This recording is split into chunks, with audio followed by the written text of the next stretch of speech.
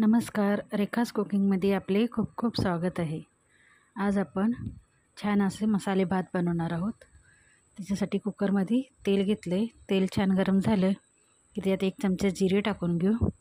जिरे छान भाजले की आता आपण त्याच्यात मोठे उभे चिरलेले 2 कांदे आहेत ते टाकून घेऊ आणि ती छान ब्राऊन होईपर्यंत आपल्याला परतून घ्यायचं आहे. आज आपण पावटा आणि बटाटा टाकून छान असा फोडणीचा भात बनवणार आहोत. तर कांदा छान भाजून घ्यायचा. कांद्याचा कलर थोडा चेंज झाला पाहिजे. तर कांदा छान भाजून झाला आहे, थोडा कलर पण आला आहे त्याला. आता आपण त्याच्यामध्ये 1 चमचा आलं लसूण पेस्ट आहे ती टाकून घ्यायची आणि तीसुद्धा कांद्यासोबत छान भाजून घेऊ.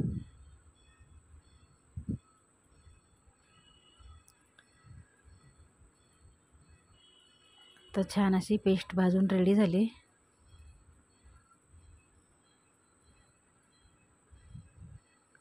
आणि कांदासुद्धा छान असा भाजला गेला आहे.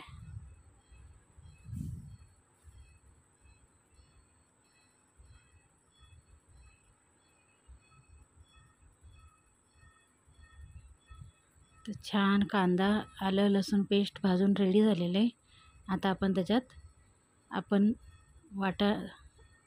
पावटा आणि बटाटा जो सोलून घेतलेला तो टाकून घेऊ आणि 2 मिनटं छान असं तेलात परतून घ्यायचं आहे.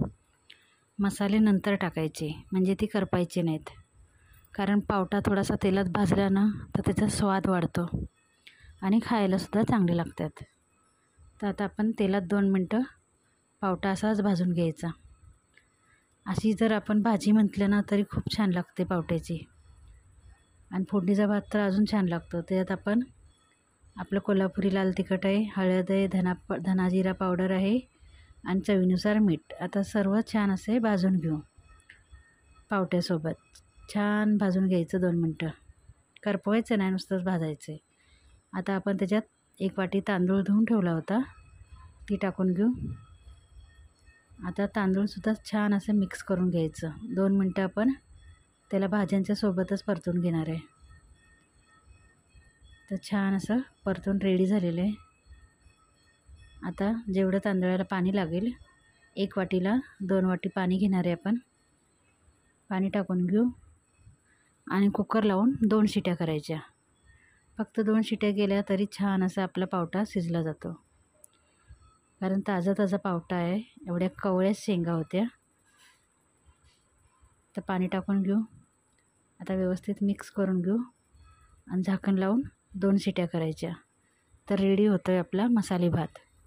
खूपच झटकीपट बनतो आणि खूप टेस्टी लागतो. एकदा नक्की करून बघा आणि व्हिडिओ आवडल्यास व्हिडिओला लाईक, शेअर आणि सबस्क्राईब करायला विसरू नका.